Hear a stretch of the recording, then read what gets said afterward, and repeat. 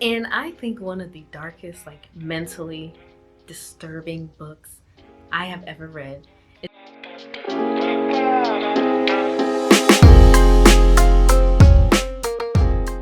Hey friends, welcome or welcome back to my corner of the internet where we talk all things thrillers, mysteries, and suspense. My name's Kayla, and in today's video I want to talk to you about 5 thriller books that I think you should be reading if you're looking for something a little dark and disturbing. So let's get into it. Okay, you guys know that I have to tell you what I am currently reading, and I am currently reading The Deepest Lake by Andromeda Romano Lax, and I got this book a while ago, and I picked it up because I thought the cover was so beautiful, and I'm only on chapter 2 so far. What page is that? Chapter 2, page 15. Yes, I dog-eared my book. Sue me, okay? But The Deepest Lake by Andromeda Romano Lax is about this daughter who went missing / presumed to be dead in Guatemala. She was attending a writer's retreat, and her mom is like, I don't know, something's fishy, something's going on. So she travels to Guatemala and signs up for the same writing retreat under somebody else's name, and she's going to get to the bottom of what happened to her daughter in Central America. So I'm in the very beginning, chapter 2. I can't give you any opinion so far, but this is what I'm currently reading. You guys know I'm always listening and reading a book at the same time, so the book that I am listening to on Everand is The Last Party by A.R. Torrey. Now, I think someone on my Pretty Girls reading blog, someone commented that I need to check this book out because I was saying I wanted something dark, and I am currently on chapter 54 of 98. And I'm enjoying it so far. I'm at the point where I'm ready for it to be over so I can figure out like what happened. It's one of those books. I'm like, all right, get to the end now so I can really figure out if this whole plan really like happened. Okay? Because there's some crazy stuff that's going on in this book, and I'm ready for it to end so I can figure it out. Okay, you guys, so I'm going to be talking about 5 thriller books that I think you need to be reading if you're wanting something a little bit dark and disturbing. Now, if you read thriller books, they're always going to be a little wild. Nothing's ever fluffy, lovey-dovey in thriller books, okay? For the most part, it's talking about murder, crime, missing people. It's never just lighthearted. And when I say dark, I mean dark and disturbing. Now, reading is subjective, okay? So my dark is not the same as your dark, but these are thriller books that I think, you know, they take it there a little bit. Like, psychologically dark is, to me, psychologically messed up, like disturbing is worse than being dark and gory. So none of these books are really like dark and gory, but for the most part they are dark and disturbing, like psychologically disturbing. So here is the first one that I want to talk about. Every single one of these books are rated 4 stars or above, except for one, and that one is Dark Places by Gillian Flynn. So I did not rate this one very high. I rated this, I think, initially 2.5, and then when I got to the ending, I rated it 3 stars. The ending made up for the rest of the book because in my opinion, in my honest opinion, the book was boring. I don't know if it was because I was listening to it on audio. Usually audio helps, but listen, this was a 14-hour audiobook. It took me like 3 weeks. Okay, I was bored to tears. I was so bored. But I have to put it on this list because of the subject matter in this book. You have to read this book. It might be boring, but the ending, I did not see the ending coming. And if you've read this book and you've seen the ending coming, if you saw the ending coming and you guess the twist, let me know down below because I need your brain because I did not see it coming. Dark Places by Gillian Flynn is about Libby Day, and she is the only survivor of the massacre that happened of her family.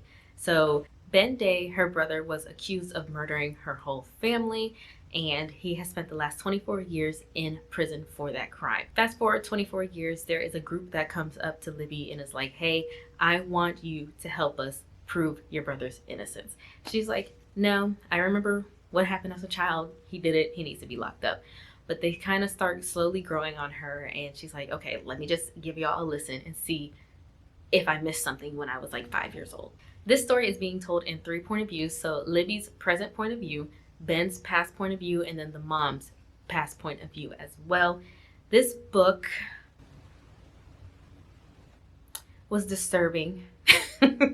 This book was sad. This book was sad. This book was very disturbing. The ending really took me out. I was like, oh dang. Didn't see that coming. Did not see that coming. Yeah, it was very boring, like I said before. And I know you're probably like, Kayla, why are you recommending this book if it was boring? It was boring to me, okay?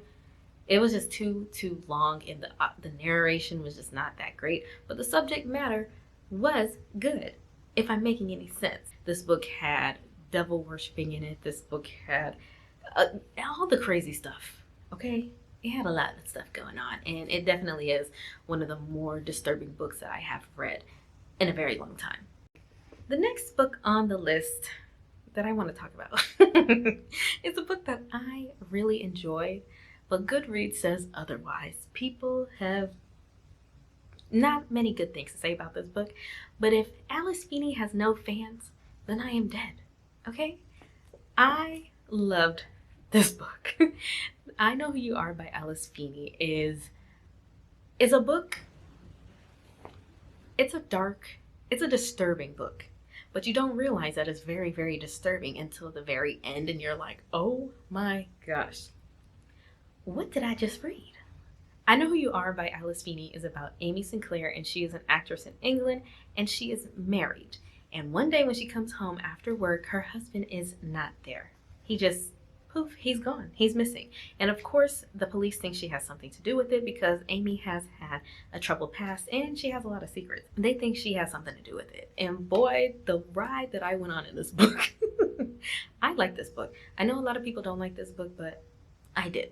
And this book was so disturbing.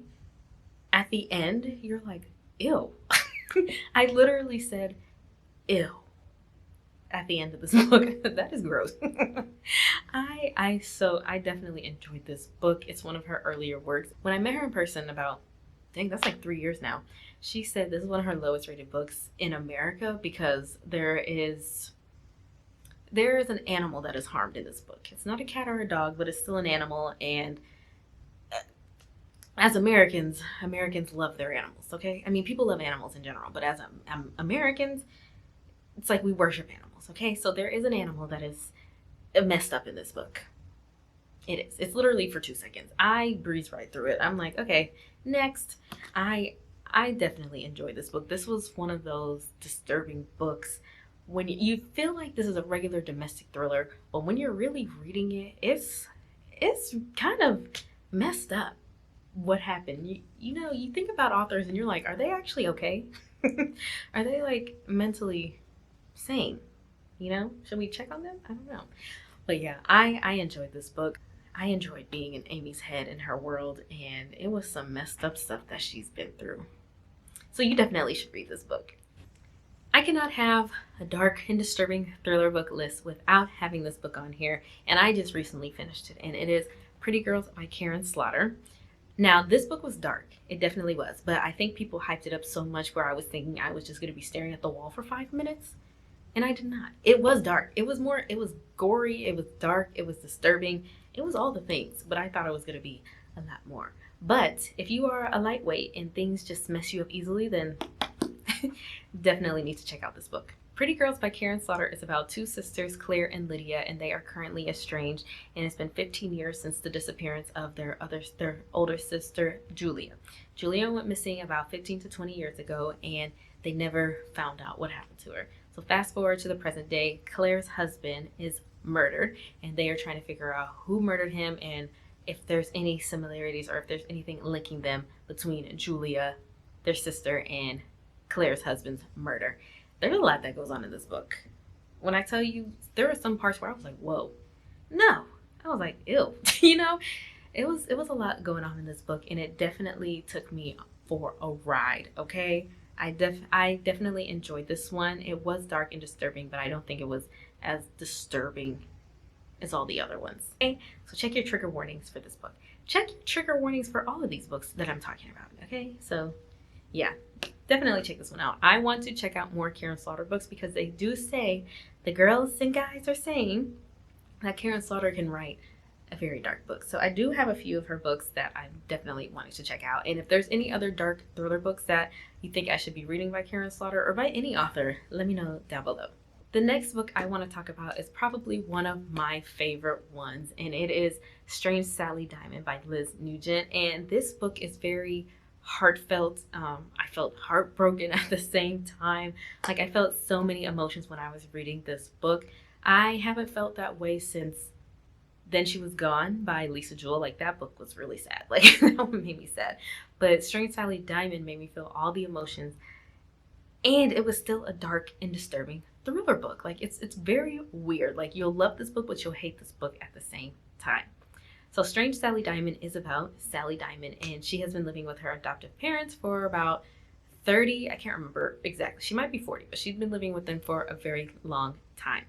And Sally's dad has unfortunately passed away. And the dad's always like, you know what? When I die, put me out with the garbage bins. And when he dies, Sally does just that. Like, everybody knows, if you're like, you don't do that. If someone dies, you don't just put them out in the bin on Tuesday and the garbage comes and picks them up.